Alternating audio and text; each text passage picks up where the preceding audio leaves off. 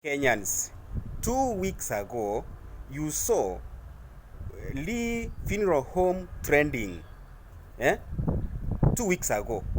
Sahii tunaambiwa kwamba Raila Odinga alikufa na ako India. You know, naked truth is that Raila Odinga, his body is lying there at Lee funeral home. Sasa hii maneno mengine mnaambiwa eti Raila Odinga amekufia India ni porocho. Hata sijui kama hiyo siku ni Samantha ingine watatengeneza ama kiponso fulani waweke ndani ya jeneza kutoka India iletwe hapa Kenya. Raila ako hapa Kenya. Raila ako hapa amelala na wengine huko. Raila amelala na miili ingine huko. Eti mnaambiwa eti Raila Odinga ako India. Wewe ulisikia wapi? Raila Odinga ako hapa Nairobi.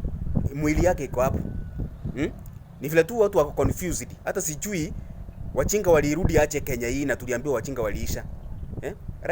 Kwani hiyo 2 weeks ago tuliona Lee funeral home ikitrend. Wanajeshi wakiwa huko, security kali. Kwani walipeleka mwili Germany, wakatoa mwili Germany, wakapeleka mwili India, ndio watuambia Raila Odinga amekufia India.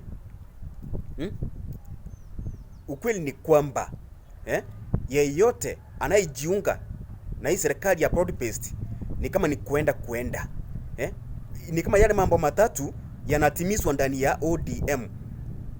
Ni amuoni Ojwang alienda, Were ndio hiyo sijui akaenda, sijui nini na akaenda, sijui nini. Sasa ni Kigogo ndio huyu naye ameanguka. Si hata mfikirie, si hata mtoke ndani ya gunia. Toeni nta masikio, mjiulize maswali. Inakuaje? Juzi mwingine ametuambia nimeongea na nani sasa vile nitapeleka Kenya to the first world economy. Alafu mtu anatuambia ni after 30 years, the next 30 years ndio Kenya itakuwa in the first class world economy. Mbona isikuwe ni after 5 years Kenya ikue hapo? Tuache kupepa ufala. Okay? Raila Odinga maiti yake iko hapa, imelala na maiti zingine hapa Nairobi. Eti India.